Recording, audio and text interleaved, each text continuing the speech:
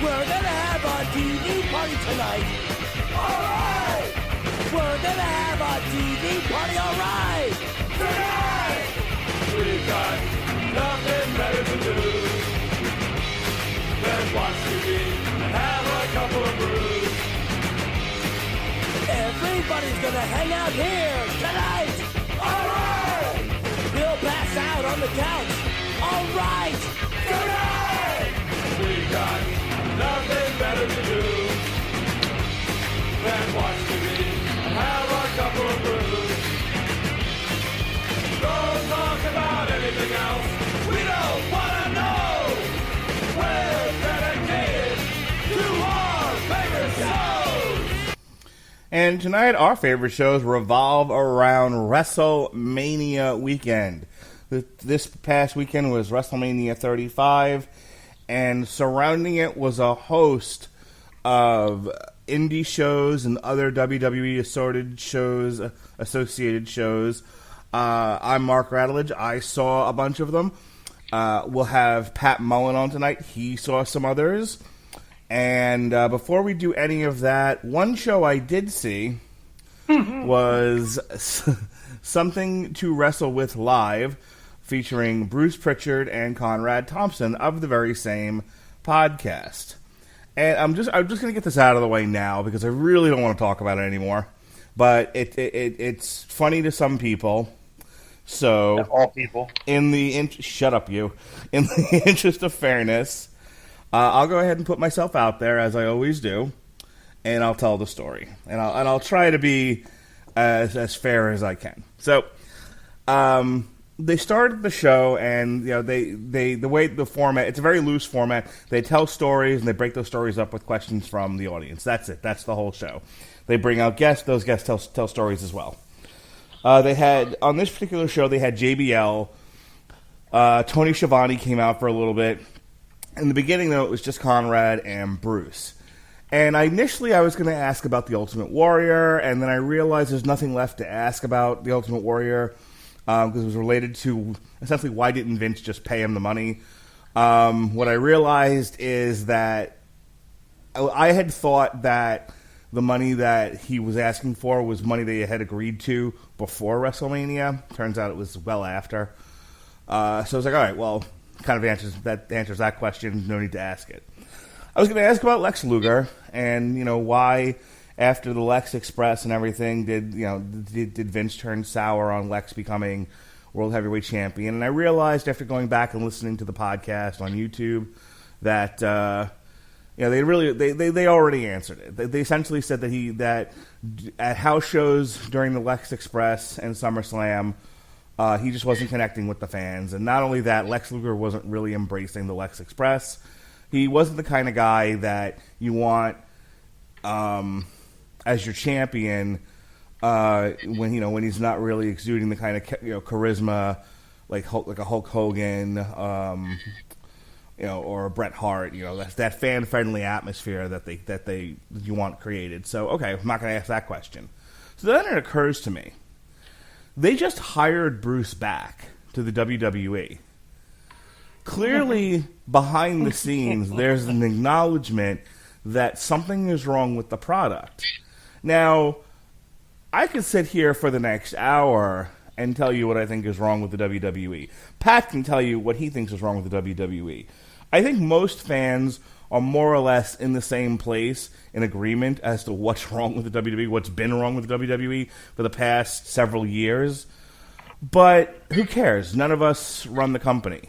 None of us have an iron grip on creative. I wanted to know what Vince thinks is wrong. And is it, the perceived disconnect that we think it is with the fans, or is he, or does he know more than we give him credit for, and really does understand what is wrong here? That is what I asked Bruce. I said, "Hey, Bruce, what did Vince tell in that conversation where he decided to bring you back?" Or or he called you to invite you back.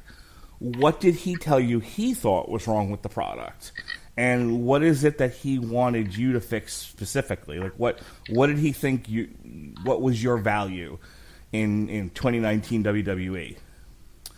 Well, it turns out as I was thinking about that, and right before I asked it, I guess one of them may have said to the audience, I'm not sure because I didn't hear it, hey, don't ask about anything current. But even if I had heard that, my idea of asking about something current is, tell me what you think of this wrestler. Tell me what you think of Becky Lynch. Tell me what you think of Dean Ambrose leaving. Because if you ask about why do you think he brought you back now, that's not current. That was a month ago. Right, because a month ago is not current at all. No, it's well in the past. So anyway, look, I'll take that one on the chin. I wasn't listening. I missed the part about don't ask anything current. Proceeded to ask about something current. And Bruce actually started to kind of answer, and Conrad leapt on top of him like Tigger on Pooh. And Pooh Bear, that is, not Pooh Pooh. And said, I'm going to cut this off right now. And very calmly, very rationally, he said, and this is a quote, "That's a valid question. Unfortunately, we can't answer it. We made a lot of compromises to even make this show happen, and we're not going to talk about anything current." Then he paused for a beat, and then he said, "We're not going to risk losing our jobs because some jackdick wants to know about Becky Lynch." Now, one could interpret that as him calling me a jackdick. I don't personally think that's what he meant. I think he was saying, in general, we don't want, we're not going to risk our relationship with the WWE because some other idiot, asked a stupid question about the current product. I don't necessarily. Not the guy who actually asked about the current product. I don't think he was referring necessarily to me. He did say it was a valid question. Anyway. The guy that I was with at the time, however, thought this was the greatest thing ever. He looked like he was going to kill himself most of the weekend until this point, where suddenly he became full of life and could not wait to get on Twitter to say Conrad Thompson called Mark Radulich jackdick, ha ha, he he ho ho, which resulted in Conrad Thompson following both myself and him on Twitter. I didn't know that was all that would take, but such is life. I actually responded to Conrad and him, and I said, look, just because the sellouts can't answer the question doesn't mean it isn't valid. Hooray me. All right. That voice you hear interjecting into my story is Pat Mullin, Mr. Toxic Masculinity. How you doing, Pat? Could be worse, Jack Dick. You're gonna do this all hour? Is that it? Is that your plan? That your gimmick? We'll cross that bridge when we come to it. All right, let's get into the weekend. My weekend started Friday with NXT. Then we were busy all day Saturday. That ended with the G1 Supercard between New Japan and Ring of Honor. And then Sunday was Wrestlemania. When did your Wrestlemania weekend start, Pat? Mine started Thursday at roughly 1:45 p.m. All right, what'd you go say? So I left work a little bit early, shame, tisk, tisk, to head over to Jersey City to see Josh Barnett presents Bloodsport by GCW. Okay, so why don't you tell us a little bit about what Bloodsport is? What did you see there? What were some of the highlights? So Bloodsport is a hybrid mixed martial arts, catch-as-catch-can wrestling, shoot-style match type where they take the ring ropes down off of the ring. You can only win via knockout, tap-out, referee stoppage, or disqualification if the referee deems it necessary. And basically, the talent pool involved are guys who are going out there and having very realistic shoot-style matches in a ring designed to look like the Kumite mat from the movie Bloodsport. It's been hosted by Matt Riddle as the headliner the past 2 years, but with him signing with WWE, they needed someone else. They went to longtime MMA veteran and oftentimes professional wrestler Josh Barnett, who wound up being a great choice. What was your favorite match on the card? Oh my God. So the whole card rocked top to bottom, but seeing 30 minutes of Josh Barnett and Minoru Suzuki, who we'll talk about a little bit more later too, just pummel the hell out of each other, stretch each other, stiff wicked stuff. I mean, we were sitting in the second row, and you heard these elbows and these knees and these chops. It was fantastic start to finish. Honorable mention to every other match on the show. I mean, Davey Boy Smith Jr. was great with Killer Cross. Dan Severn and Frank Mir had a fun little grappling exhibition. You had Chris Dickinson, the Dirty Daddy, favorite of mine, against Andy Williams from Every Time I Die. Just really loaded top to bottom with great shit. If somebody wants to watch this card, where can they find it? Okay, so you can go on the Fight TV app or Fight TV website, and you can watch the whole card with replays of it through a 24-hour period, I believe. It's $15, highly well spent. It's a little over 2 hours in runtime, but you get some of the best matches you'll see anywhere, especially if you're a fan of mixed martial arts or shoot-style stuff. And you'll even get a chance for William Regal, who happened to be hanging out in the balcony with Dean Ambrose. Oh, wow.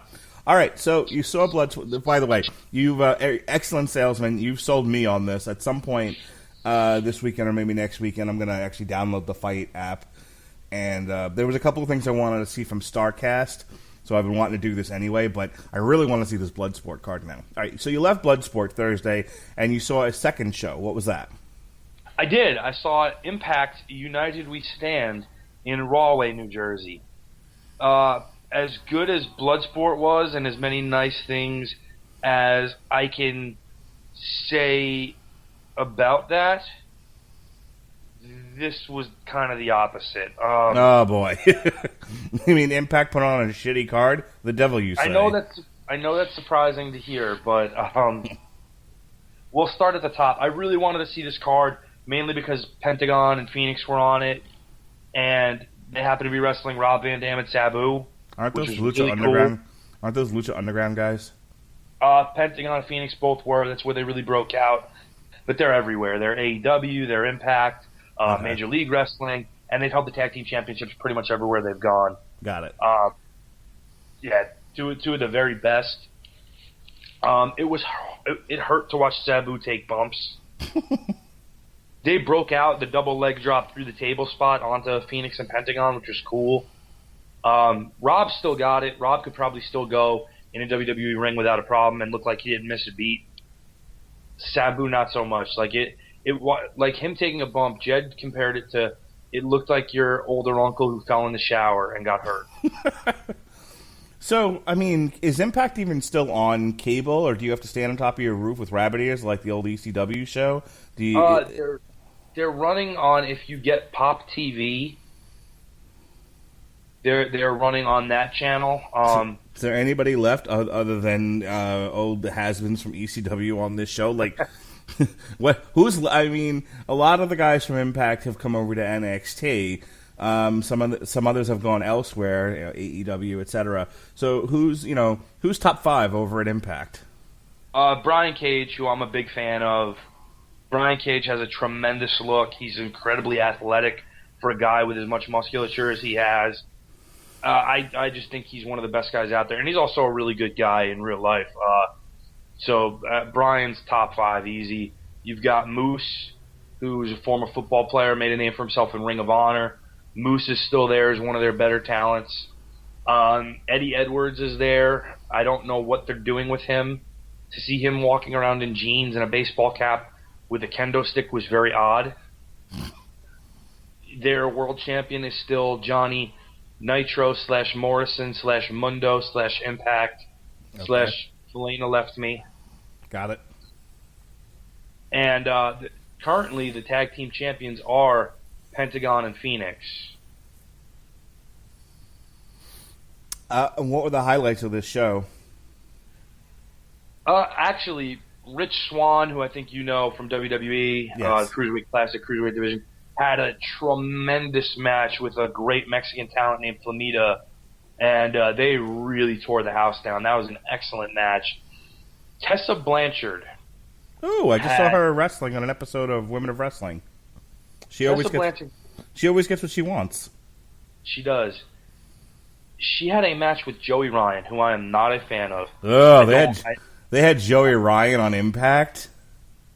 Well, because they wanted to book Eli Drake. Eli Drake flat out said, "I'm not doing this," around a bunch of other issues he's had with the company, which may end up being a lawsuit happening. So they brought in Joey Ryan as a last-minute replacement, who does the same shtick that I've never been a fan of from the beginning. But she actually got a very watchable match out of Joey Ryan. And I abhor intergender wrestling as a whole, but Tessa Blanchard is a great, great talent. She is maybe the best woman out there, other than, say, Becky Lynch at this point in time.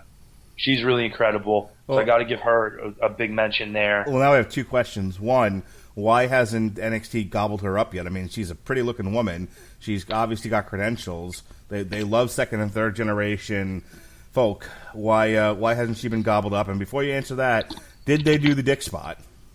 Of course they did, unfortunately. They did the lollipop and that spot. Poor girl.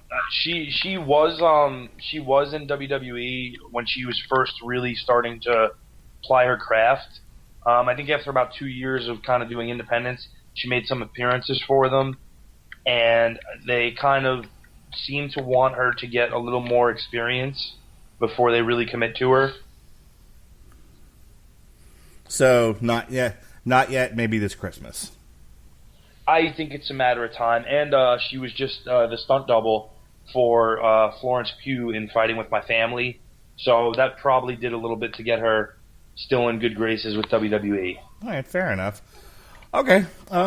Anything else? Any others? Any fights with wrestlers or near fights with wrestlers in hotel lobbies or bars? No. Well, that was the following day. I did almost fight a security guard who looked very much like Eric Rowan at Bloodsport. Yeah, and when he saw I wasn't going to back down from it, he kind of just walked away. And I guess it was his boss who overheard and made him apologize to me, which was funny. Nice. At Impact, I did not almost fight anybody. I did walk out in disgust when I saw a line of people forming, willing to pay $30 to touch Joey Ryan's penis. Yuck. Yeah, that was a real thing. He does. Yeah, and so how many dudes? The show is, how many dudes on that line paying $30 to touch a guy's dick? The entire line was dudes. This is why the Red Chinese are going to win, by the way. Yeah, probably. But yeah, not really a strong show. They had a Sami Callihan death match with Jimmy Havoc, which is honestly they've done this match 1,000 times in multiple promotions. It never really shocks you anymore. And Jimmy Havoc, I'm not a huge fan of, and I think Sami can do better stuff. They had an Ultimate X match where the X was hanging very low, where it didn't appear you needed to really climb and grab it. There were high spots in there, but it didn't really matter. Dante Fox was in it. That's the high point.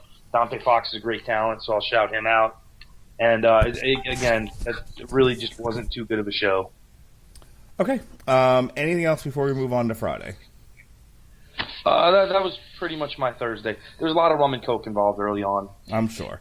All right. I got into town. I got into New York on Friday, and the first thing after settling in, getting to the hotel and all that, the only show that I saw Friday night was NXT TakeOver at the Barclays Center. And for my money, for what I witnessed, and again, I didn't see all these other independent shows like Pat did, this was the best show of the weekend. This was better than WrestleMania by a country mile. From top to bottom, from the beginning to end, this held my attention. Every single match was spot on, crisp, engaging, emotional, and if you didn't burst out into tears and cry like a baby when Johnny Gargano finally defeated Adam Cole 2 out of 3 falls for the NXT Championship, you were probably online to touch another man's dick. I don't know what to say. You're a crazy person. They had 3 Match of the Year candidates on that one show. The War Raiders are... I talked last night on the Metal Hammer of Doom about how Demolition were the shit back in the day. I don't think I've liked another tag team more than Demolition until the War Raiders came along. The War Raiders are fan-fucking-tastic. And I say that because these guys, are not cruiserweights. These are heavy fucking. I mean, and then they're like not even like Legion of Doom, Road Warrior type bodybuilders. These are just big guys, like heavy machinery, big guys, and they're flying all over the ring like cruiserweights. It was amazing. Those boys can go. They were the high point of Ring of Honor for a long time. I have to say, when Triple H talks about we don't want all the same look, we want guys who look like heavy machinery. We want guys that look like the War Raiders, but you have to be able to get up and move your ass.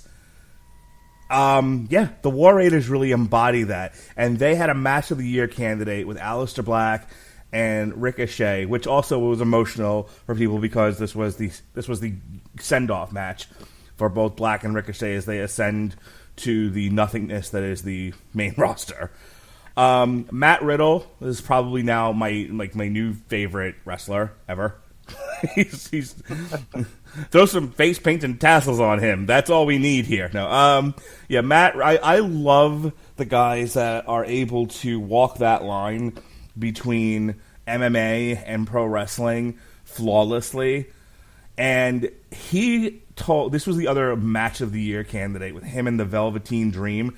Poor Patrick, who got cut from Tough Enough, where he had all this passion and he was a lifelong fan, and clearly he has talent for days. He's the current North American champion, the NXT North American champion, and they told this match between the 80s style Macho Man Hulk Hogan type wrestler and the hybrid MMA pro wrestler.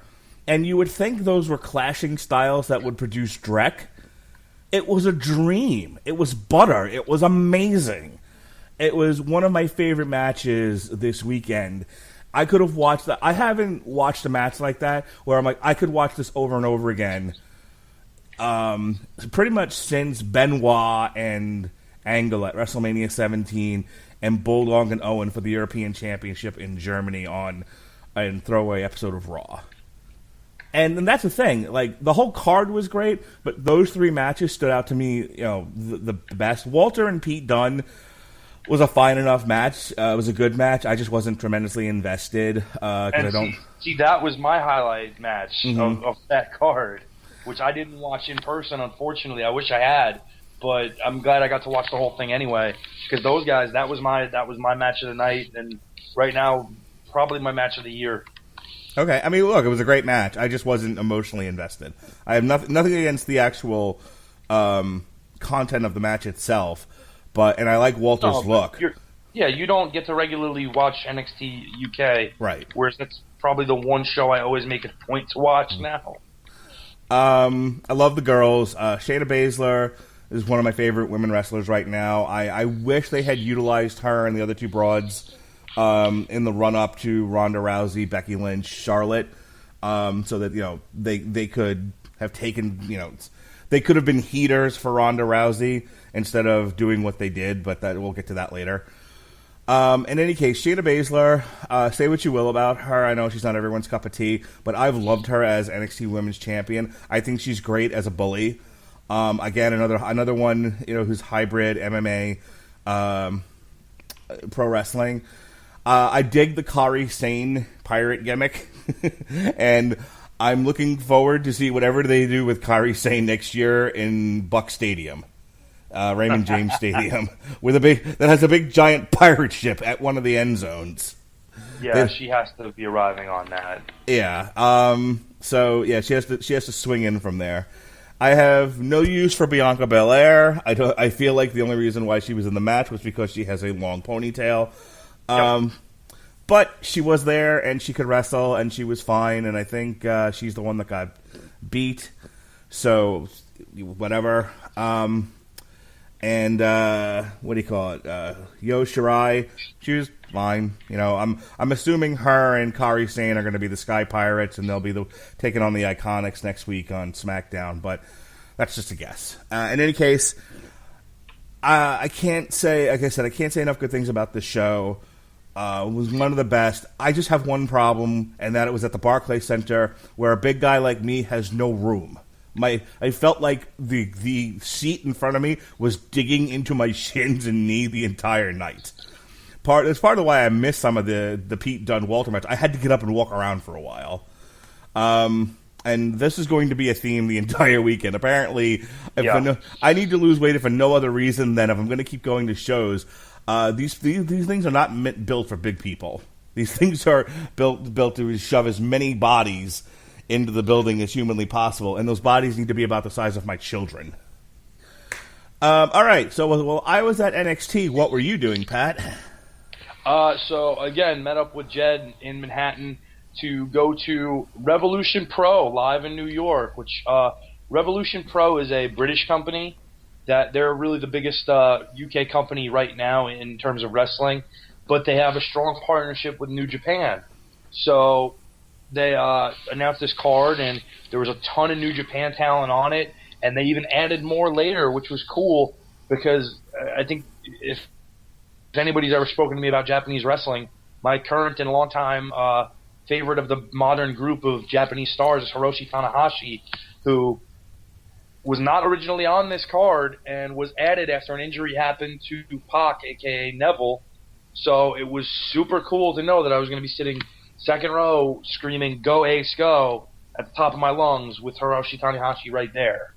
So that was at the Hilton Ballroom in Midtown. Now, before that show started, I was meeting up with Jed again, and Jed decided to go to the hotel bar and order a drink, and found out that a Midtown Manhattan hotel bar drink costs a little bit more than your average place. He ordered a Tito's and soda and was shocked to learn it was $19. Yeah, that sounds about right. Yeah. But in the interim, he happened to run into one Conrad, not yet to name someone, a Jack Dick Thompson, shortly before I ran into Jed. Whilst there, we were kind of waiting out in the lobby to see what was going on, who was making appearances, and we saw this guy who would rise to infamy later the next night, who's named Bret Hart. And we see Bret Hart talking to his, who I assume is his liaison from WWE, because he's making an appearance at WrestleCon and then being ushered away to wherever he needs to go. And so we're listening to the conversation, just eavesdropping, and we hear, "Yeah, we've got your car outside. It's a Kia." And Bret goes, "Oh, I thought we were having a limo." And Jed and I immediately flash back to the meeting described with Vince, Bret, and Hogan, where Bret was told Hulk was going to put him over for the title, when that was never explicitly said, and Vince's line was, "Bret, you heard what you wanted to hear." And that's all we could think of. I've heard that story a few times since I hung out with Pat this weekend, and it still remains funny every time he tells it. And the next thing we thought about was pooling all the cash we had on us together and saying, "Bret, how much to get over it?" Just all of it. And I don't even think that would be enough. No.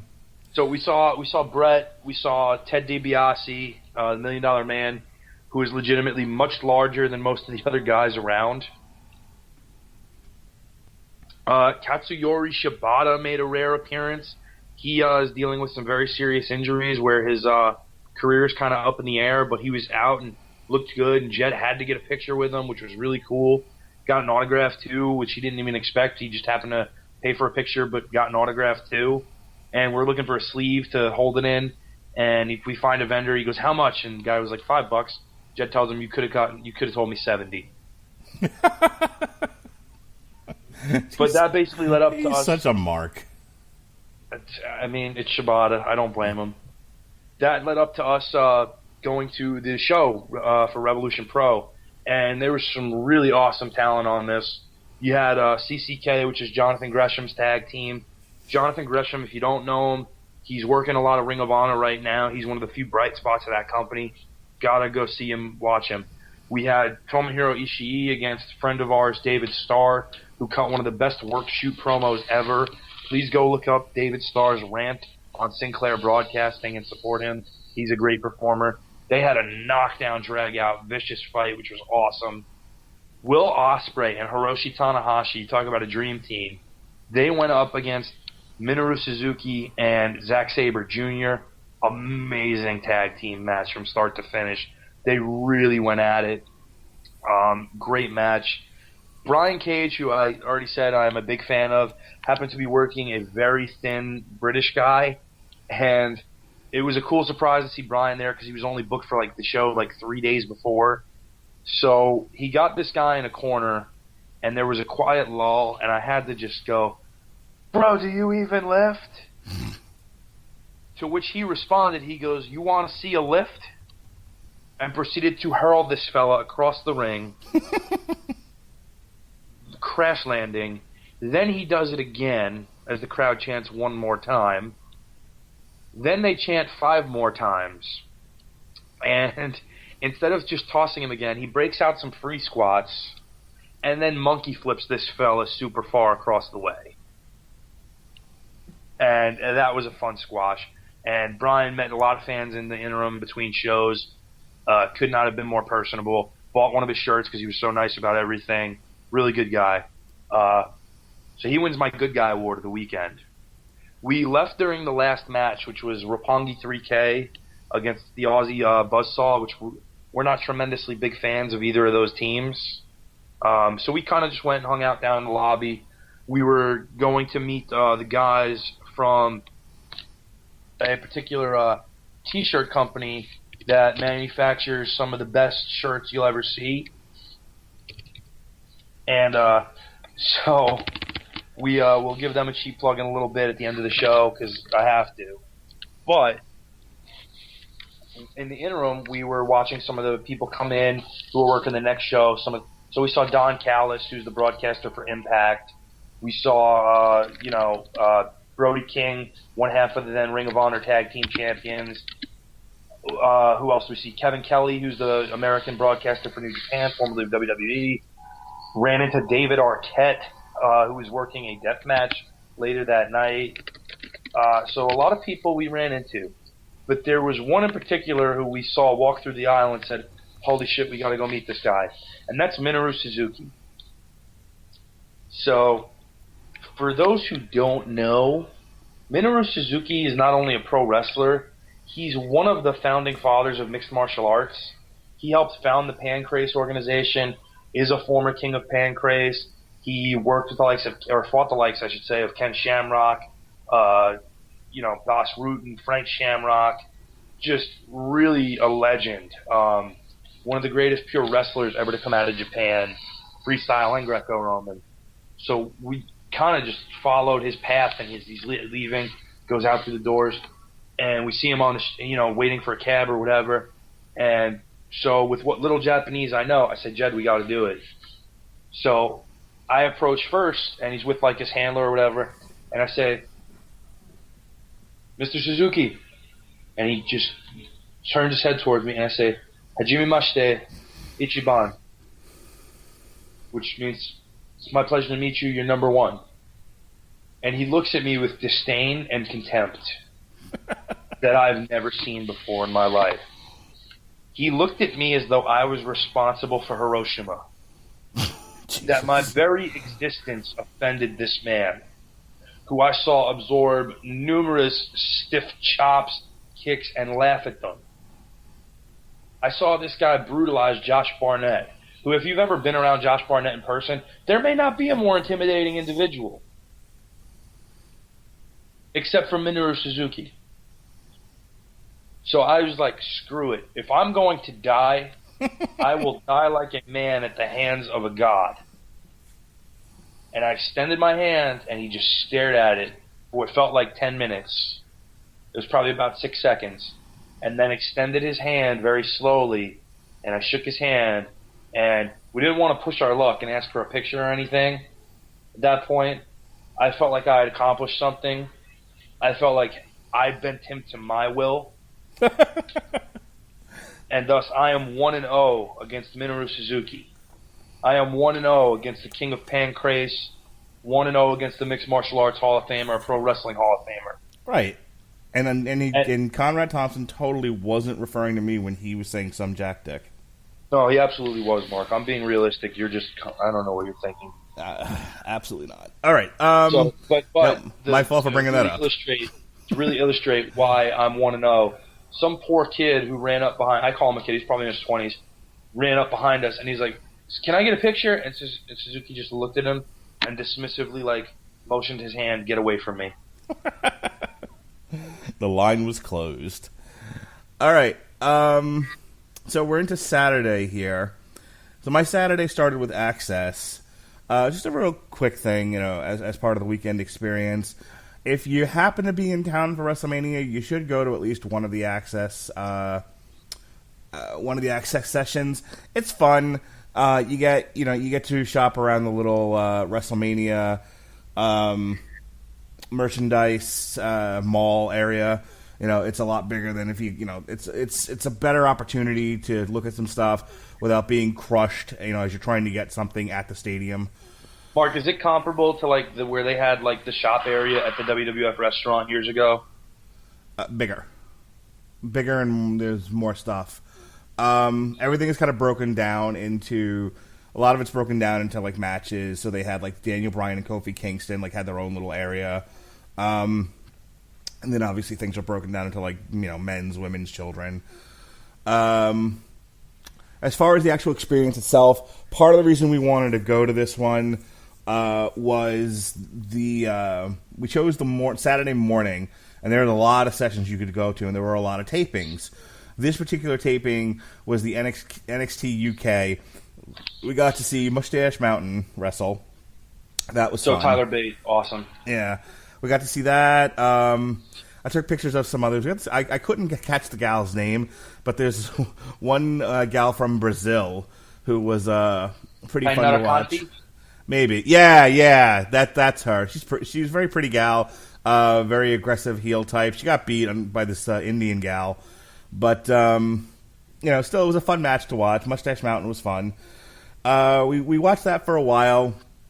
The other thing, John, who I was with at the time, he took a little bit more advantage of some of the things you got to do that didn't cost you extra money. Because, again, if you wanted to do a lot of the signings and meet and greets, that was money on top of the ticket. And I was like, no thanks. I don't like to... I don't do fan signings to begin with. I don't do autograph signings. I don't do pictures. That's not what I do. I'm not into it to begin with. I certainly wasn't going to pay extra for it. But the fan experience things I did enjoy. You could walk out to other people's entrances. John did that. He did a whole Becky Lynch thing. It was fun to watch him do it.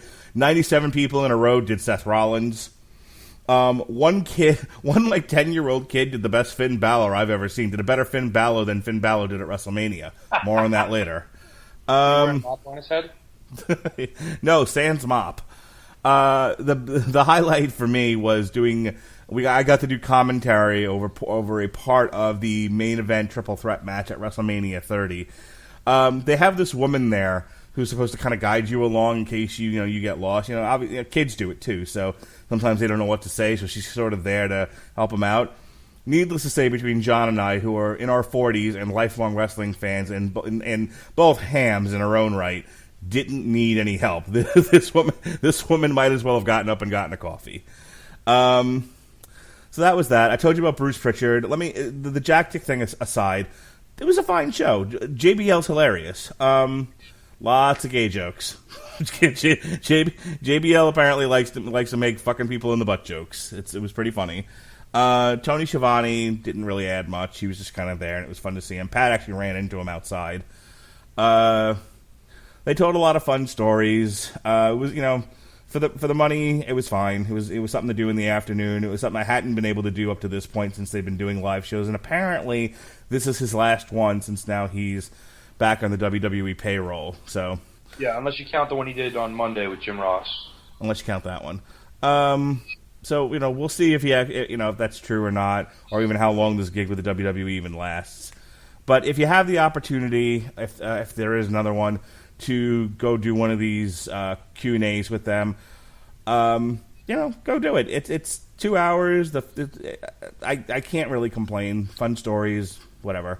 And I would like to thank New Jersey Transit for making it all possible for me to get there and see, oh, wait, no, they actually ruined the whole fucking thing by not running their fucking buses correctly or trains correctly at all. Yeah. So big old fuck you to NJ Transit for making me over an hour late to the show, which at that point I didn't even want to go to because I'd missed over half of it. Yeah. And on top of that, that show was running the same time as the only advertised show with an appearance by the Great Muta during that weekend, who, as a little boy, I was just mesmerized by the Great Muta, watching WCW and the NWA, and figured that was probably the only time I was going to ever maybe have a shot to see him live. But screw it, I'm going to the Bruce Prichard show. They always put on a good show. I'll see that and know I'm going to get my money's worth. No, didn't even get that thanks to NJ Transit. More on Muta later. That actually brings us to the G1 Supercard. Now, look, I don't watch Ring of Honor, and I don't watch New Japan. I don't make it through in the entire 3 hours of Raw. You know, I tend to go on YouTube and watch the clips of things that I'm interested in. I usually will watch the first hour, and then I do podcasts like 3 and 4 nights a week. So I don't. And then on the weekends, I'm catching up on some of the TV that I don't get to watch. I watch the CW superhero shows. I watch some of the stuff on Fox. And then I have like a wife and kids. So I have very little time to commit to television, which means I don't get to watch a lot of this wrestling that some of these other guys get to watch. So I really had no clue what it was I was paying money for. But it was in town. Growing up on Long Island in the shadow of Manhattan, I was a huge fan of just the building, Madison Square Garden. That place is alive with history, as opposed to the Nassau Coliseum, which is alive with zombies. Just a dump, that place. But, the Madison Square Garden is a great place to go see a fight, go see wrestling, go see hockey, basketball, whatever. A lot of which I've done. I've seen Ranger games at Madison Square Garden. I've seen at least one Knicks game. I've seen a lot of wrestling there. I was at the '96 Survivor Series, the Raw where Steve Austin stunned McMahon the first time, the Raw where Triple H came back during the It's a Beautiful Day tour. Unfortunately, I was not able to see the WrestleMania 10 there, but Pat was. But Pat was. In any case, so long storied history with Madison Square Garden. And when I heard that there was going to be this Ring of Honor G1 New Japan show there, I thought, what the hell? I say, what the heck? I knew almost none of these people. I knew who Jushin Thunder Liger was. Some of them I knew by name. Like I knew the name Will Ospreay, but I don't think I'd ever actually seen him wrestle. Obviously, I knew who Bully Ray was. I knew who Genzo and Cass were. More on that in a minute. I remember Zack Sabre Jr. from 205 Live. I remember Takamichi Noku from the defunct light heavyweight division back in the mid '90s, late '90s. I've heard nothing but good things about guys like Tanahashi, Ibushi, but I don't think I've ever actually sat and watched them wrestle. Jay Lethal I knew from Impact, from when he was doing the Macho Man gimmick, and that was about it. And I've heard of Okada, so this was an opportunity for me to be like, okay, look, I don't get a chance to watch a lot of outside of the WWE wrestling, so I'm going to sit and really enjoy this. I don't need to get into the whole seat thing again, but at one point, the third person we were with actually got up and left us to go find a place to sit because there was no room. I'll put it this way: like we were friendly with like a couple of guys next to us who were sitting down, who were of like similar age group, and like I'm a bigger guy, like I'm a pretty wide guy, like broad shoulders. I have midget legs though. Like I'm 6 feet tall, to put it in perspective. My ideal inseam is like 26 to 27 inches. That's very, very short-legged for that height, and my legs were cramped up against these seats. Yeah. I know they refurbished Madison Square Garden, because it's got complete with the Barclays Center. They could have made the seats a little wider. They could have made the rows a little wider. I mean, my God, every time someone got up, you got a good taste of their ass. Yeah, everybody in a row has to stand when somebody has to go to the bathroom or concessions or what have you. Big, small, does not matter. Everybody must stand. That being said, what did I think of this G1 Supercard? It was fine. there were some great matches. There were some matches I was a little bored with. I think coming out of this, I decided my new favorite wrestler is Matt Taven. Mostly because I think everybody in the building hated him. Yeah, you're not wrong. Everyone was booing him. I mean, there was like a solid. First of all, this is a crowd of wrestling fans that don't paint the sport very well. It's just the largest collection of nerds. I've seen in quite some time. It's maybe because I don't get out much, but I felt like one of the 4 toughest guys in the building. Look, this was just one of the. It was like when you go to like a comic book convention and you get these people that are like angry because you don't know every detail of an Avengers storyline or something like that. It was that level. Yeah, everyone's booing Matt Taven. No one's buying his shirt. Everyone wants to see this guy killed and dragged from a truck or something. And during the triple threat match with Jay Lethal and Marty Scurll, both of which had people cheering for them, this guy pulls out like a 12-foot purple ladder. I laughed my ass off and immediately went and bought his shirt. I went home in it. I proudly wore my Matt Taven Madison Square Taven t-shirt. A few days later, after I washed it, I wore it again. God damn it. Just kind of whipping through this really quick. It was fun. It's fun to be in a crowd of people who really appreciate this stuff, even though it gets a little technically. Like Jushin Thunder Liger came out during the Honor Rumble, and people went fucking nuts. Including me. Including Pat. And it's fun. It's like watching your kids open presents on Christmas. It was like, good, I'm glad you're happy. It was won by Kenny. That was honestly, like, if I was going to that show, if nothing else, I didn't care how much I paid. I was getting my money's worth because I was finally going to get to see Jushin Thunder Liger in person, which when he announced he was retiring after the Tokyo Dome show, January 4th, 2020, I wasn't sure was ever going to happen. It was won by Kenny King, who I've heard of.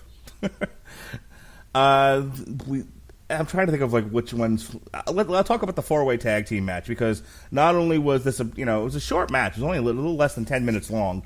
And the one and the Guerrillas of Destiny, I did not think were going to win. I thought I was disappointed because I really wanted. I personally liked the Briscoe brothers. What little I saw of them in Ring of Honor. I thought they were going to win. I thought then maybe Evil and Sonata might win. They were really pushing their stuff. I saw tons of those T-shirts for them being sold and being worn by others. So I figured, maybe it would be either the Briscoes or those two guys. Nope, Guerrillas of Destiny, fucking Haku's kids. I was the odd man out rooting for PCO and Brody King. Yeah, you were. And PCO took a horrific bump from a double-team power bomb over the top ropes to the floor, unprotected. And then laughed about it. And then died again. So that match got interrupted by Enzo and Cass, who jumped the barrier. Apparently it was a work. It was planned. And I guess they're going to be part of Ring of Honor now. Good for them. Them and the Beautiful People. 2010 is looking great. Yeah, the Beautiful People showed up during the Kelly Klein, Mayu Iwatani match, Which that was terrible. Yeah, that was not good. That did not that did not help with the women's movement at all. No, it did not.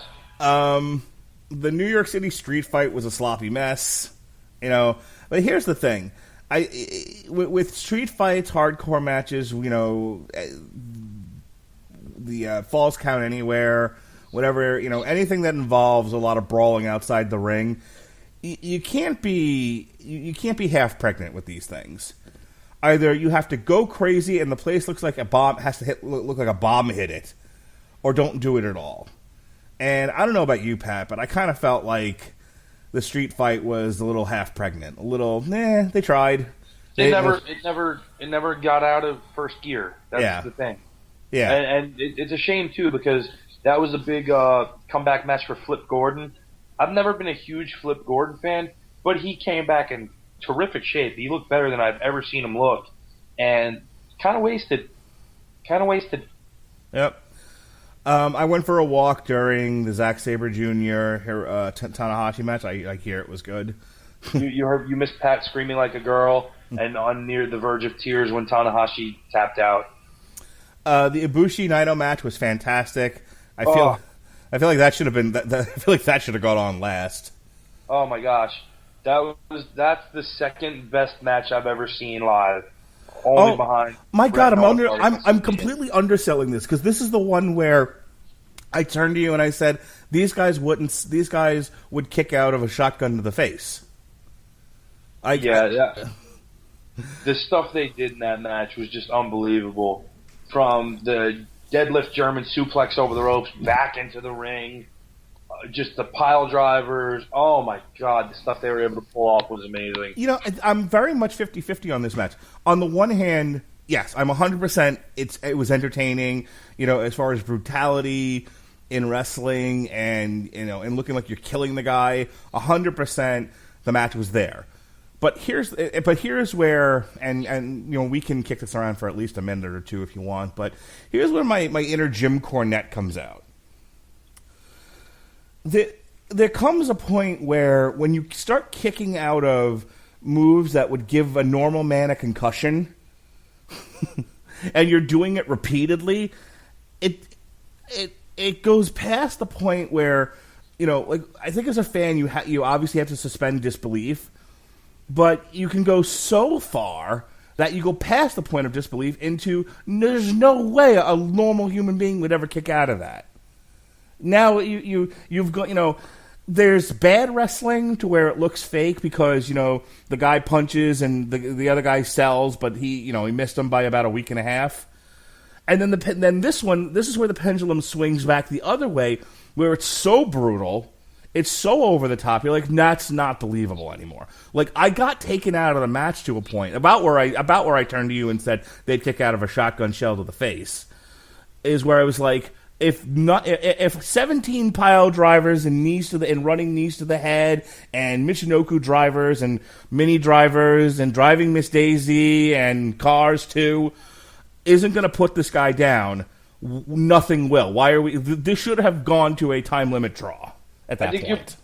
I think part of it though is that you aren't familiar with the guys involved, so you weren't invested in the story behind it really, which is a big part of it. That's fair. And yeah, as much as this didn't get hyped as a WrestleMania show, they're not doing this type of show probably ever again.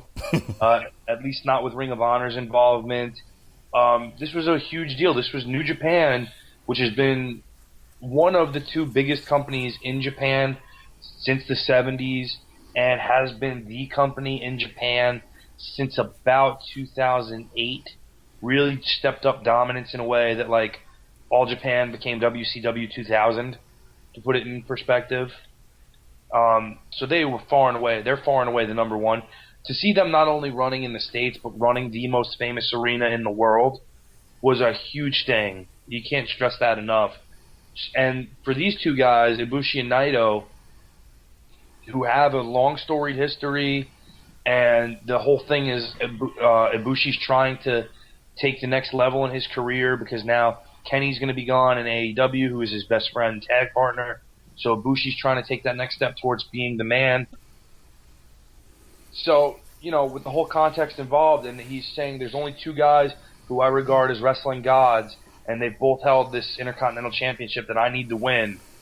And for him to finally be able to do it, because he's always failed against Naito, so he succeeds finally by pulling out everything he's got in the world's most famous arena. It was a beautiful story with a great climax. Okay. And I was hooked. I'm not going to take that away from anybody. I actually thought what you were going to say was you don't understand that is the style of wrestling where you ram someone's head into a steel post 106 times and they don't sell it. or it doesn't kill them. I don't pretend to be an expert. I'm not Larry Zonka. You're not going to get like a lifelong I watch every single wrestling match under the sun analysis here. You're getting very much a lifelong WWE's layman's fan perspective. And it reminded me of The Rock and Steve Austin at WrestleMania 17, where they were kicking out of each other's finisher. But their finishers didn't always land on your head. So, I hope to God neither one of them has concussion issues going forward, because this looked like an advertisement for fucking CTE. Amazing. That 5 stars.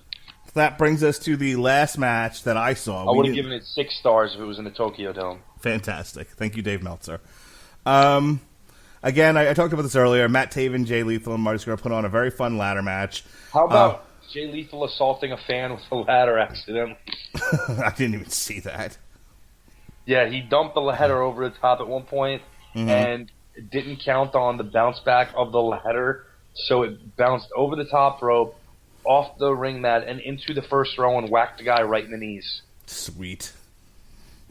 I'm sure that guy loved it. Anyway, I talked about this earlier. I'm not going to belabor the point. I want to move on to WrestleMania. But yeah, Matt Taven, you deserve it, pal. I might actually start at least watching Ring of Honor, taping Ring of Honor and watching it back when I have time, just to support you, sir. God bless Matt Taven and no one else. Well, and although I felt doubly robbed of the early part of my day because NJ Transit robbed me of seeing the Bruce Prichard show, and I elected to see the Bruce Prichard show before I knew I could have seen the Great Muta, in what I thought would be my only opportunity to do so. He showed up as the mystery final entrant of the New Japan Honor Rumble. Yes, as a fan of Muta during the NWO years of WCW, I was very excited to see him as well. We did not stay. I couldn't take it anymore. I was exhausted. John was exhausted. My legs hurt. So we did not stay for Okada versus White. I hear it was good. It was the typical. It was, again, you're not a big Japanese guy, but anybody who's watched will understand what I say. The typical Okada match where first 15 minutes are a slow burn that you can end up throwing out, and then the last 30 minutes are just insane balls to the wall, and the Rainmaker ends up reclaiming the IWGP Championship in Madison Square Garden from Jay White, which makes me question why they put the belt on White in the first place. But speaking of questions I have for people, I did not understand why they went back to New York when the weather systems have changed so much that it's still cold this time of year in the tri-state area. I did not expect it to be fucking 40 below, but where we were sitting, at least in the MetLife Stadium, what did Hogan call it? The MetLife Center. The MetLife Center, yeah. Stop talking, Hogan. I won't even blame him for that one because they change that technical arena's name every third year. Fair enough. Superdome, Silverdome, yeah, let's blame him for that. This one, does anybody really give a shit? We still call it Giant Stadium here, so. True. I think I referred to it a few times as Giant Stadium over the weekend, but I was not prepared to go. Like, I bought a jacket because I figured I'd be walking around the city a lot, but I was not prepared for winter-like conditions where I was sitting at MetLife Stadium, to the point where I couldn't really enjoy the show as much as I wanted to. Like, I've been to a lot of WrestleManias in these past couple years. I've been to both Orlando shows, Miami, where the weather was temperate. It was fine. There was no. For fuck's sake, I had cancer at one of these shows. Okay, 2 years ago, I was in Orlando. I was suffering from cancer, and I was having a better time than I was at MetLife Stadium. I think I started chemo the week after that WrestleMania, as a matter of fact. I was in bad shape.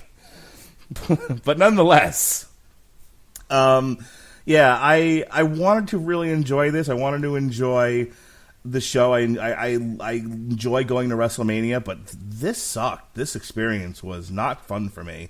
And part of it was because it was so goddamn cold. Mark, did you happen to see any of the tailgate hijinks prior to the show? What are you referring to specifically? Stuff I saw on Instagram as far as guys doing swanton bombs off of trucks onto beer pong tables. Nice. Anything like that? No. The doors were supposed to. Let's say the doors were supposed to open at like 3:30. We were online at 2:30, and when 3:30 came and went, John, who I was with, my friend John at the time, who I was with, started doing bad comedy. It was like he was quiet. John's very good at bad comedy, too. He was quiet and almost like he didn't want to be around for most of the weekend. And then, other than the jackdick thing, then he can't get into Giant Stadium, and suddenly he turns into Shecky the Clown. I was like, where the fuck have you been all weekend? Like, you stick up your ass for 90% of this, and suddenly you can't get into the stadium, and, I got to hear you do your tight 4 minutes. For whatever reason, and this is now the second time this is... Tight 4 minutes. This is now the second time I've gone to a WrestleMania where they couldn't get the doors open on time. The other one was Dallas. But the experience aside, and of course the seats were about the size of fucking, a child's chair. You didn't come here to hear about my fat ass and how it can't fit in a seat or how cold it is. You came here to hear, presumably what we thought of the wrestling matches. 16 matches is too long. I'm not saying you have to go back to WrestleMania 12 where it was like 4 matches or whatever the hell it was, and one of them was Steve Austin versus Savio fucking Vega. Never shit on Savio Vega around me. I love that man. I think 10 is about the right number. But 16 with 4 pre-show matches, pass. And certainly starting in at like 5:30 and having it go to almost 1 o'clock in the morning, double pass. Like, I want to bring my kids next year because obviously it's in Tampa. Not going to work out. It's dude, my daughter fucking falls hard like a sorority girl at 9 p.m. sharp. And while my son would probably stay up because he's a little Energizer bunny, he's also like, the more overtired he becomes, the more obnoxious he becomes, kind of like most of us. So yeah, like, I don't really want to bring him. I don't want to have him out till 1 o'clock in the morning, watching Becky Lynch try to drag Ronda Rousey through a decent match. Fuck that. Boy, did she try. So that being said, I'll just kind of group the pre-show into, the cruiserweights. This is like the second or third year in a row they've like kicked off WrestleMania, and it's like, okay, sure. No one's paying attention. Everyone's still muddling into the arena. So you have this giant place that's half empty, and two cruiserweights trying to capture the audience, and presumably put the exclamation point on whatever feud they're having, and it's just the contrast doesn't really work. Wound up being my second favorite match of the night.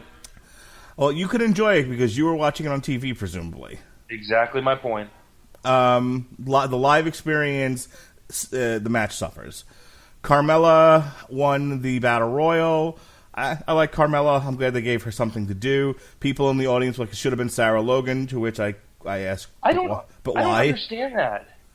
Where did all these Sarah Logan fans come from? Jason Teasley was talking about how it should have been Sarah Logan, and I was like, why? Why not Ruby Riott? Why not any number of girls who've worked hard this past year? Why not and throw them a bone? Else? Why not anybody else? Because I swear to God, if you're blonde and have at least a decent pair of tits, you get to win everything. That apparently is how things work at the WWE. But you got to be blonde, or at least be blonde at some point. I don't know what color Carmella's hair is these days. It looks to be a nice shade of chestnut brown. This next match pissed me the fuck off. I understand that Kurt Hawkins and Zack Ryder are from Long Island, and so these were the hometown boys and all of that. But it was like, the Revival, we'd like our release. You're doing nothing with us. Okay, we're going to feature you on TV. You're going to lose every single week after you get the title, though, and then you're going to lose the title to the two jobbers who happen to be from where the stadium is. I thought you were going to call them the two jackdicks. That works well. That's fine. I love the Revival. I hate what's being done to them, and this match just annoyed the living shit out of me. I love Zach and Kurt. Good for you, boys. Sorry, Revival. They can't all be winners. None of them are. Is the problem. Ever. Yeah. Apparently, they should go back to... What happened to the Authors of Pain, by the way? So... I don't know. Good. Exactly. I'm not even going to pretend to come up with anything. There's no actual rational explanation as to why they disappeared completely from TV. Braun Strowman. Now, here's a man who spends most of the year dumping over ambulances anally raping Roman Reigns, having his way with whomever he gets in the ring with, having 50-50 matches with Brock Lesnar, and then gets to WrestleMania and essentially won a comedy match. Well, he didn't go 50-50 with Brock at the Saudi Blood Money show. I don't remember that being too one-sided, but when he got F5'd 5 times. Either way, like Braun Strowman has this really strong year, and then it gets to WrestleMania, and his reward for a strong year, a token battle royal win with the guys from Saturday Night Live. I don't even know who those guys are. I don't watch Saturday Night Live, and I realize that probably makes me not part of the target demographic that they're trying to rope in. However, I should have some knowledge of who these guys are, right? It's not just me. Michael Che was somewhat funny on The Daily Show before Jon Stewart left. He wasn't on that long, and when he left, they did a video package for him, like they would do for like Samantha Bee and some of the longtime people, John Oliver. They did one for him, and it was like, Michael Che, we hardly knew ye. So he wasn't there that long, but what he did on The Daily Show was pretty funny. I don't watch Saturday Night Live, so yeah. All right. If you know me as a wrestling fan, you know I'm a huge Brock Lesnar mark. I love me some Brock Lesnar. He's one of my favorites. Yeesh. However, I saw this coming a mile away. I thought it was great. I thought it was great how they did it. Paul Heyman just stomping in there, going, "If we're not on last, then we're not waiting around. Fuck you, people." And and of course, Brock Lesnar's a dirty, stinking heel. Beats the shit out of Seth Rollins before he can even get in the ring. And Seth Rollins pulls yet another victory from the jaws of defeat by hitting him in the nuts. And then a couple of curb stomps. So, once again, Seth Rollins owns 2 victories over Brock Lesnar. Hilarious. Good for you, Seth Rollins. I hope you actually draw this year. Yeah, good luck with that. Randy Orton, AJ Styles, I slept through. Moving on. The 4-way tag team championships, again, this... I guess because we're doing Money in the Bank as a pay-per-view, we don't get to do 6-people ladder matches anymore, so instead we do these tag team matches. And honestly, I'm reading the wiki and I know who won, but I had to be reminded by reading the wiki. That's how much this match, mattered to me. Moving on. Shane McMahon accidentally defeated The Miz. It's a stunt show whenever Shane McMahon's involved, and it literally is like you don't even care about the match. You just, what is Shane McMahon going to fall off this week? And I could not have cared less about anything involved in that because of how horribly miscast this was. Yeah, the Miz has a show and he has a lot of charm, and so they're trying to push him in a babyface role, but he's as good a babyface as as you or I. It's just, I'm a terrific babyface. I have no idea what you mean by that. People want to boo the Miz. He's just, who wants to boo me? I'm fantastic. Okay. In either case, people want to boo the Miz. They don't want to cheer him. He doesn't work as a face. They keep trying this and it never works. And I'm honestly getting tired of the Shane McMahon stunt show. You won't when he dies. Probably just going to die in the ring. I don't want that either. That's the next step. Now, my daughter loves the Boston Hug Connection. I mean, mostly because she's a huge Bayley fan. But, she likes... You don't hate her enough. She likes Sasha Banks, too. And she actually got to stay up just to watch this match. Just to watch the Boston Hug Connection get a win over Beth Phoenix, Natalya, Nia Jax, Tamina, and the Iconics. And my wife actually sent me a picture of my daughter's face when the Iconics stole a victory. Oh, it's the saddest thing you've ever seen. I'm gonna have to defer on that. It's probably not the saddest thing I've ever seen. It's close. She was not having a good time. I was. I love the Iconics. Yeah, they're terrible, but I love them. Yeah, they can't wrestle for shit, but they're a fun little gimmick. Again, I assume they're going to wrestle the Japanese chicks next week on SmackDown as they figure out something for Paige to do. All right, here it is, your main event of WrestleMania. This is where the show should have ended. Kofi. This is what everyone came to see. Kofi Mania. This was the emotional pinnacle of the show because the show fucking died after this. I was there. I saw it happen. The rest of the show, we were all held hostage. Kofi Kingston, the 11-year veteran, gets the Rocky Balboa once-in-a-lifetime shot against the champion, Daniel Bryan. They put on a great match, one of the best matches of the weekend that wasn't on the NXT card. This had a big emotional ending. Kofi Kingston beats Daniel Bryan and becomes the first African-born heavyweight champion in the WWE. Is he actually African-born? I'm not saying that to be racist, but I just remember the terrible Jamaican gimmick. He's from Ghana. That would be Africa. Yeah. Yep, born Kumasi, Ashanti, Ghana. So, there you go. I'm correct. Right on. I got a fact right.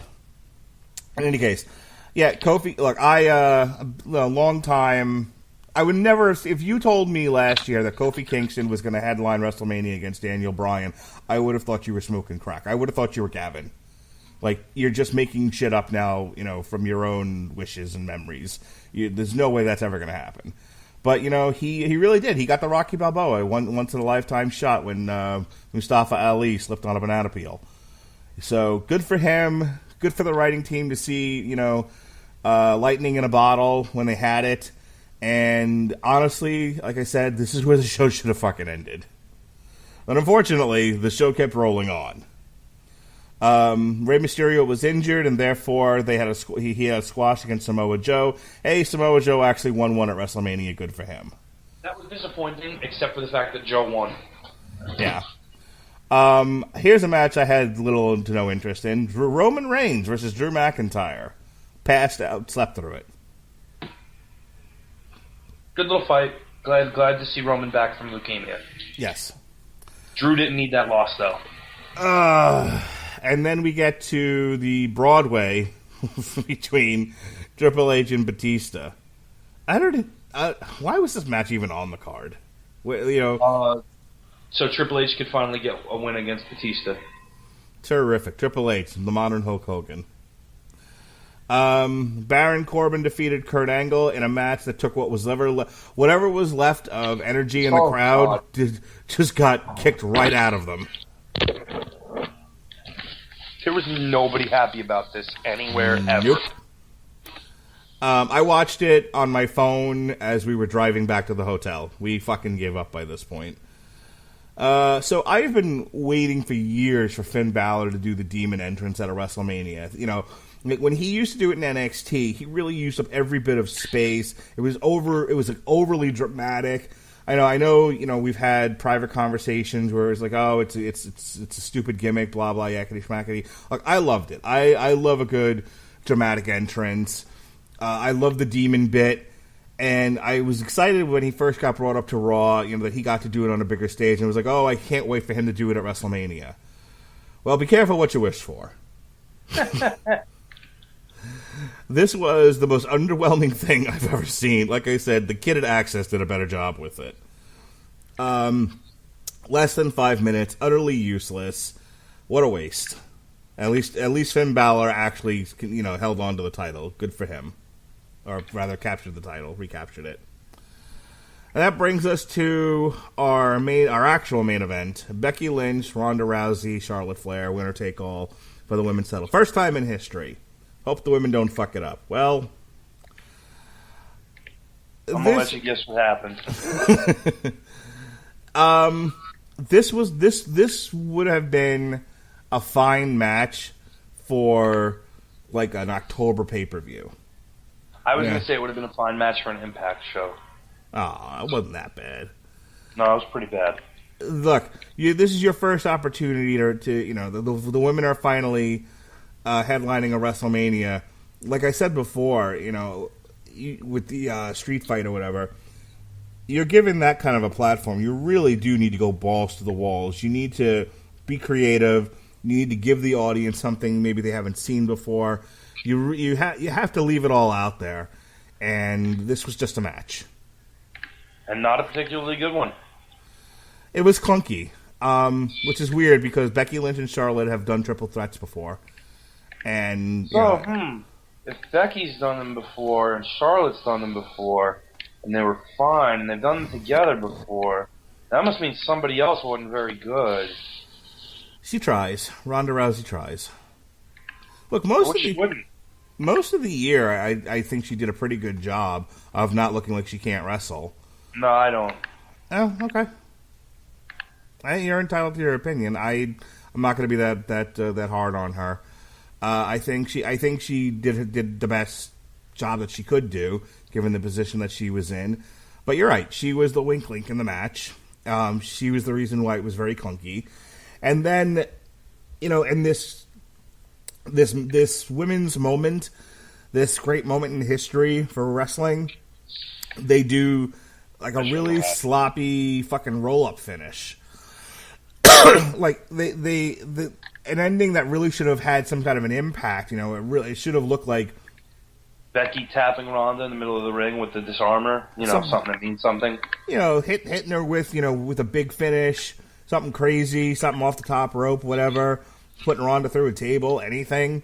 And it was like it was like a 1-2-3 kid stealing a victory from Razor Ramon. And again, it just took the life out of the crowd. I think by that point, everyone's like, "Good, thank God we can go." Apparently, from reports I've read, people just ran out of the fucking stadium after that. That was on the news here locally. And then proceeded to stand in the rain for the next 6 hours because the transportation situation in Jersey was of the go fuck yourself variety. In any case, Becky Lynch got both titles. Allegedly, that finish was what was planned, so that Ronda Rousey has an excuse to come back and say, "Hey, you didn't really beat me. I had my arm up. It was dark out. There were wolves after me." Whatever. Meh. And that's kind of how I feel about this entire WrestleMania. Cold weather aside, too long aside. I just ran through all the matches, and when they ranged from ugh to meh, not great. Not the worst WrestleMania I've ever seen. It was kind of, that was another WrestleMania. I'm going to let you have the last word here, Pat. The whole thing about WrestleMania is, and we've always understood this, it's the showcase. It's the spectacle. It's the larger-than-life presentation, more so than any, actual in-ring competition selling it, okay?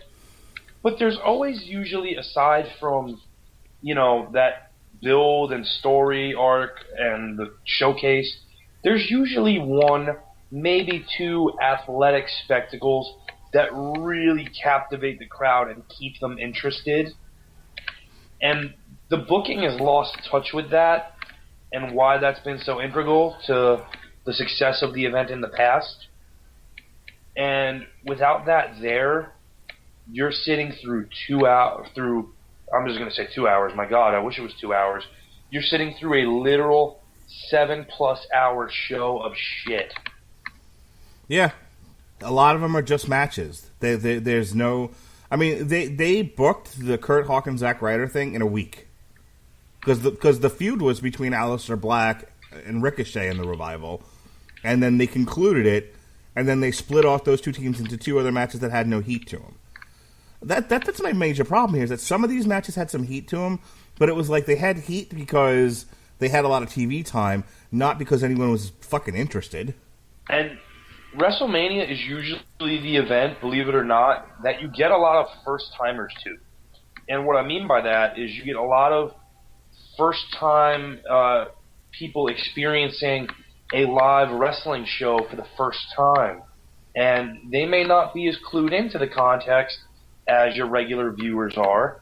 This is a chance to have people care about those things, and that emotional response from the rest of the crowd involve the people around them.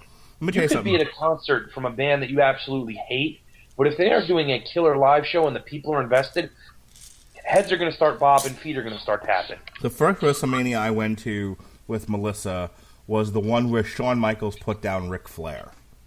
First of all, there wasn't a dry eye in the house at the end of that match. Second of all, she got really caught up. Now, she's not like a huge wrestling fan or anything, but to your point, she was there with me. She was there to hang out with me. And even she got caught up in the emotion of Ric Flair versus Shawn Michaels. You know, she got caught up in quite a number of the matches that were on that card because they were built up appropriately. Now, granted, some of it was garbage, but you know, especially in the past 10 to 20 years, they can't all be zingers. But what was built to on this show? Triple H Batista?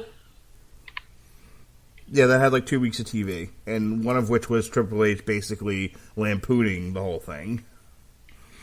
Bobby Lashley and Finn Balor went 50-50 going all the way up to this match. And apparently the only thing about this match was you get to see Finn Balor do the Demon, and they did it shitty. You know, unlike Flair and Shawn Michaels, which had a ton of emotion and it felt like fucking Old Yeller, you had Baron Corbin, who has X-Pac heat. Fucking defeating Kurt Angle. That's insulting to X-Pac heat. Roman Reigns, Drew McIntyre, AJ Styles, and Randy Orton were just matches. They could have been on Raw. They had that, that much heat. Like, basically, Kofi Kingston, Daniel Bryan had a lot of heat going into it because Kofi Kingston again was Rocky Balboa, and the women had a lot of heat because they've been booking that match since 1947. Everything else, I mean, even Seth Rollins, Brock Lesnar, it was like Seth Rollins won the Royal Rumble, and 6 months later he fought Brock Lesnar. Cool. In the 2018 Royal Rumble, Asuka won the first ever. Stop, Alexa. In the 2018 Royal Rumble, Alexa with the assist on facts about WrestleMania and what we're talking about. Stop, Alexa. In the 2018 Royal Rumble, Asuka won the first All right. Women's Royal Rumble match. I'm just going to let that go because apparently she will not be silenced. All right. Anything else you want to add, Pat, about the weekend itself? About anything that I left unsaid that doesn't contain the term jackdick? Oh shit! You just took the bullets out of my gun. Goddamn right. Listen, for me, I had a blast of a weekend. It was cool to get to meet up with Mark, to meet John, to meet Jed, go to these shows. You know, just experience that with friends. And even though majority of the shows I went to were not WWE affiliated.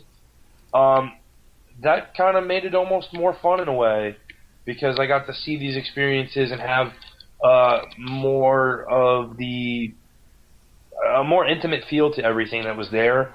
And I got to see a lot of guys I never thought I would get to see in real life. Just, again, it was kind of a bucket list weekend for me in that sense. And, I invited other friends to come out like, hey, they're running this really great show. I don't know, but I really would like to go to WrestleMania. I'm down for that. Well, why are you down for that? One guy explains to me, he goes, man, I'm going for the tailgate. What a great tailgate. Like, you're going to pay, and I'm not going to get into specifics like, hey, Mark, how much did you pay for tickets? But really shitty seats are multiple hundreds of dollars. Yes, sir. And I'm talking really shitty seats. Okay? I'm not going to pay that to go get hammered at a tailgate. No. Then I asked, wait, what do I want to go to WrestleMania for to my friend Pete and his wife? Oh, well, it's WrestleMania. It'll be fun regardless. I guarantee you I had more fun going to the other shows I went to during the weekend than I would have had at WrestleMania for about the same money. Yeah, for the most part, some personal things aside, which I'm not going to talk about on the show, but for the most part, I had a great time. It was fun. Like I said, I'm a full-time dad and husband, and and I have a job, and I don't get to spend all weekend going to like indie wrestling shows or following the WWE around. But it was something I wanted to do. It's something I never had a chance to do. And I have a cool as shit wife who was like, "Yeah, go have fun." She was like, "You deserve it." I don't even have kids, and I don't get to do that. This is the first time I got to have like a full-on like weekend of me just popping show to show to show. Right. Look, it's not something I feel like I need to do every weekend. It's not something I feel like I need to do anytime in the near future. I don't know if I'll even do it next year. Like, I'll go to Wrestlemania and probably NXT because I really enjoy the NXT shows. But, you know, as far as, you know, trying to fit, like by the end of Saturday, I was fucking exhausted. Like, I don't know if I need to do that again. But it was a fun experience overall. And, you know, sometimes WrestleMania isn't even about the matches, but it's about the experience, about the people you meet, and, you know, and the atmosphere. And I can't complain about that, because as cold as it was, as shitty as it was, we were around people who were having fun. You know, it was a big party. It was a big party everywhere we went, whether it was NXT or Bruce Prichard or WrestleMania, and, you know, what more can you ask for? Toyota. Oh, no, wait, that's all with a feeling. All right. Pat, what's next on your agenda? Well, I want to shout out to the guys from Bad Street USA T-shirts. Follow them on Instagram, badstreet.usa. They make some of the most phenomenal T-shirts. They were so cool to me and Jed. And we saw that they were at the Revpro show because they were posting on Instagram during it. We hit them up. We were like, hey, we love your shirts. We're wearing a couple of them now. They invited us to come hang out with them, and they sold us some stuff for real cheap. Great guys. They're having a flash sale tonight at midnight on Instagram. Like I said, badstreet.usa. Go check them out. Beautiful shirts, great quality, cheap prices, good guys. So what's next for me is trying to get a job with those guys as their social media partner. No, I don't have anything on the horizon presently until May 5th, which is a little under a month from now, when you and I are going to call the play-by-play for the Daniel Jacobs, Canelo Alvarez middleweight title fight. Yeah, let's go ahead and take a look at the schedule. Next week is all Hellboy all the time. We've got Batman, Hellboy, Starman on source material, the Damn You Hollywood for the new Hellboy reboot, Overkill, The Wings of War, and then we're bringing back Long Road to Ruin for the old Hellboy movies, 04 and 08. This Friday, in fact tomorrow, or today, depending on when you're listening to this, starts our 3-part Countdown to Endgame podcast hosted by Rob Winfrey. I'll be on that as well, as I think so will Alexis Hana. It's just kind of going over the different phases of the Marvel Cinematic Universe leading up to Endgame. I'll be at Whitesnake April 23rd, so Rob Winfrey, Alexis Hana, and Jason Teasley will review the new Pet Sematary. As Pat said, we'll be the next boxing event we're calling is Canelo versus Daniel Jacobs on the Zone, and that's May 4th. Either that or I'm going to cancel because I can't get out of the Kentucky Derby party I'll be at. Being married, folks. After that, we'll be calling a fight. I want to convince you to do Deontay Wilder versus Breeze on Showtime. Probably not going to happen. Oh, you stink. No, that would be Deontay Wilder. But we are going to commentate over Anthony Joshua versus Jarrell Miller on DAZN. That's June 1st. All right. I want to thank Pat for hanging out with me tonight. This was a fun whip through WrestleMania weekend. Thank you for listening, and we hope to offend you sometime in the near future. Like now, jackdick.